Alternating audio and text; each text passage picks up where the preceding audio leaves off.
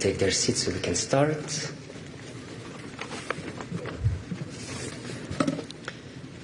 Perfect. Let's start.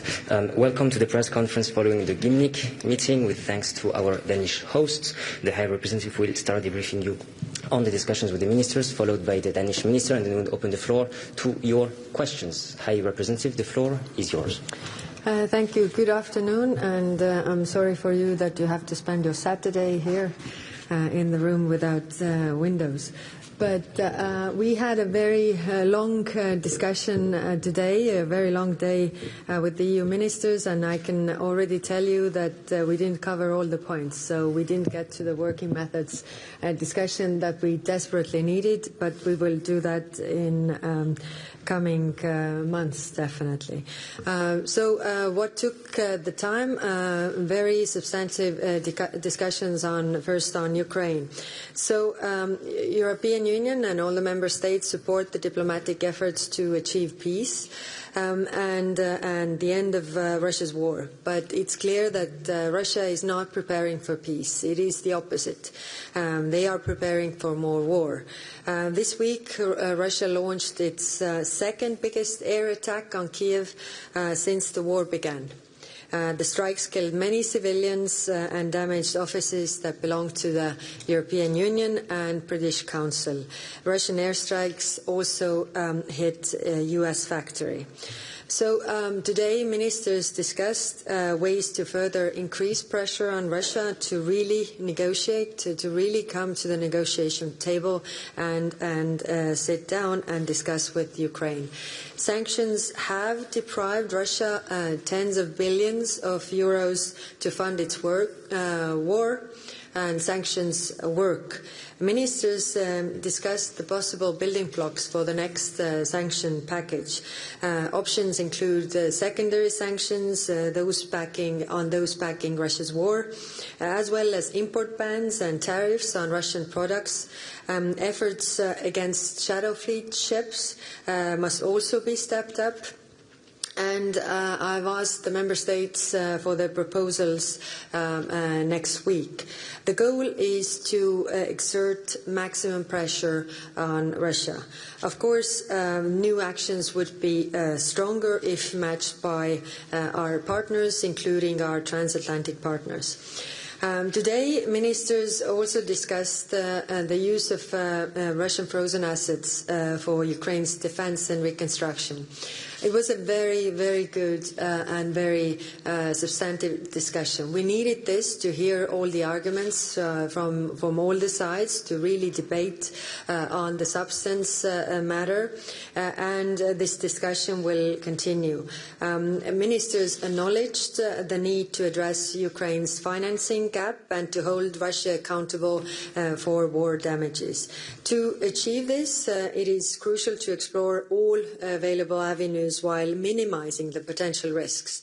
And I want to stress that financial markets did not react when we froze the assets. Financial markets are calm now as we discuss this, and there are risks, but I'm confident that we are able to mitigate those risks. One thing is absolutely clear, where everybody agreed, and this is that given the devastation that Russia is causing in Ukraine and has caused in Ukraine so far, it is unthinkable that Russia will ever see this money again unless it fully compensates Ukraine the damages caused. Second, Middle East. First on Iran. The E3, so the France, Germany and UK, have begun the process of reimposing UN sanctions on Iran. And we had a short discussion on this. The 30-day deadline has started, and this does not mark the end of diplomacy.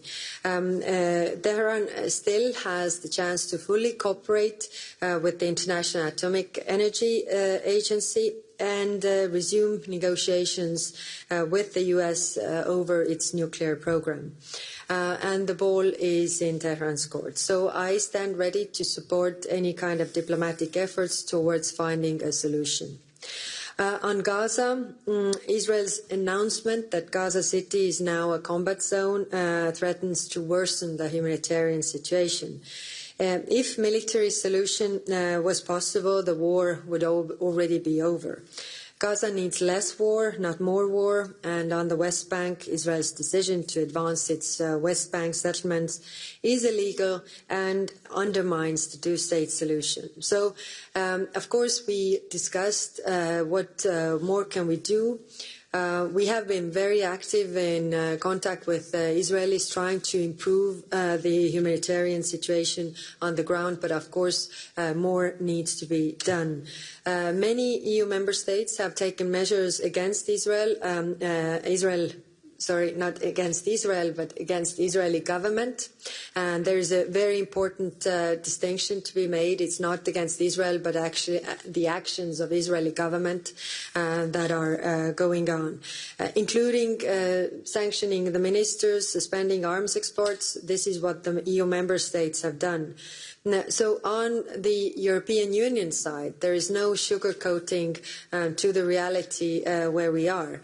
It was clear that today a broad majority of member states gave more ideas. What more can we do to really improve the situation?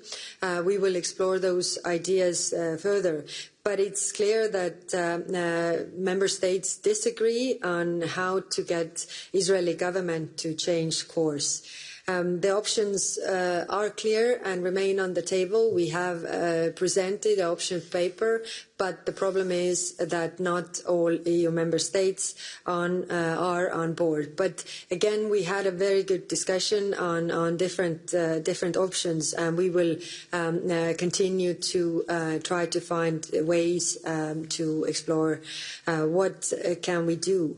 And finally, on the issue of denying visas to Palestinian authorities so that they can't participate in the United Nations General Assembly.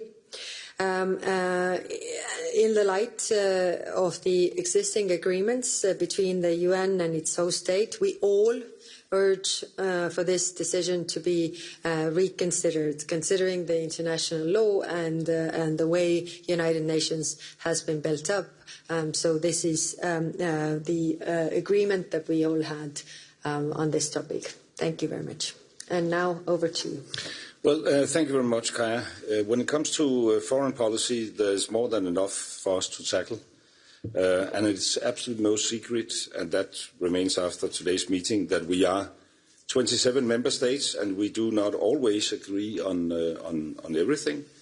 But as I mentioned when I arrived this morning, the informal Gimnik setting provides the, I would say, perfect atmosphere for constructive and honest discussions on how we can deliver on our promised pledges, how we can move forward, how we can strike compromise between ourselves. And I really want to thank my colleagues for the truly open, dynamic and